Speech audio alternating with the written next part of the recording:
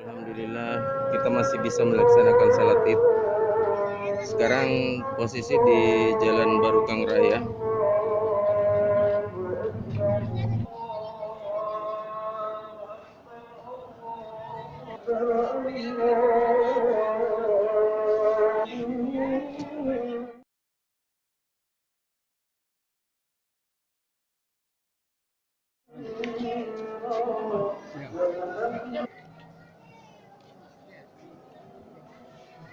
Kalau mati dicapai, yang mana yang dulu kita sampaikan menyangkut masalah pada sisi wali kota hanya 19 masjid di Makassar yang harus diberikan isi untuk sholat Idul Fitri.